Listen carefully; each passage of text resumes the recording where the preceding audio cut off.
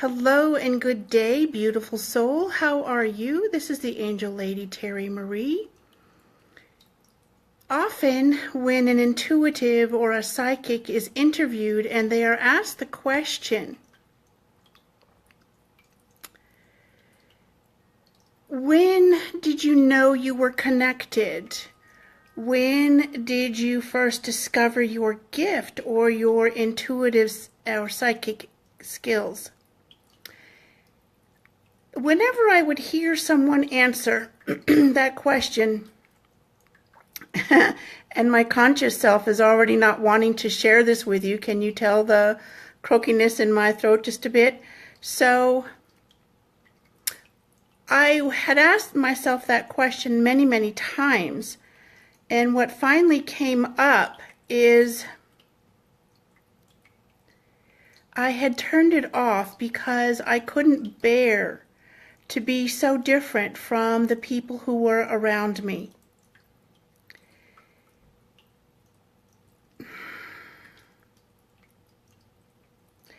I turned it off because it was so uncomfortable to be so different. The skin didn't fit.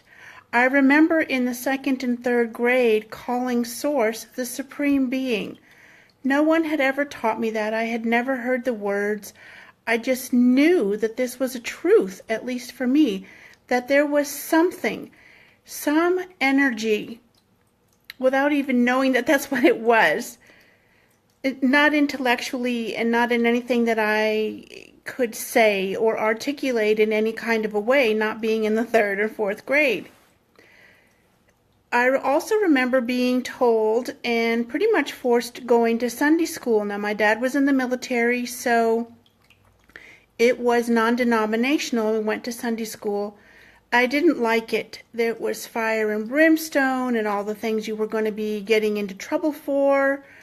And I just had a vile reaction mentally and emotionally for this. And then one morning I stood in the doorway of my parents' bedroom and I had my little arms folded. Man, that took a lot of gall, a lot of stones, because you just didn't do that in my family, and probably like yours too, right? You just did what you were told, you shut up, you stayed quiet, you hid in the corner, and you just did it, right?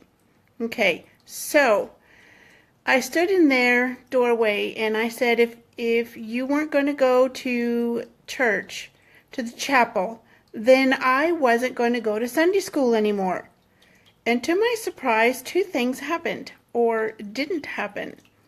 I didn't get hit, I didn't get put on restriction, I didn't get scolded, and I didn't have to go to that Sunday school anymore.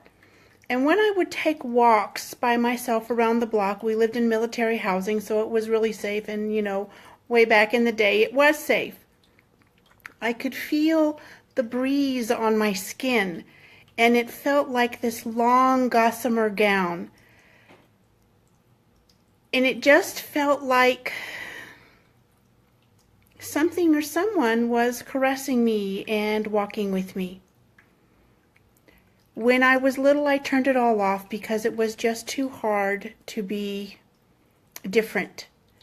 And about 14 years ago, I made a conscious choice to stop trying to be like others and stop trying to fit in. And the angels never looked back. They saw that open door, they walked through it, and we've been walking together ever since. Has it been a smooth ride? No. There have been some bumps along the way. There have been some dark nights of the soul. And yet, as I look back on these last 13, 14, maybe even 15 years now, the journey has been filled with twists and turns.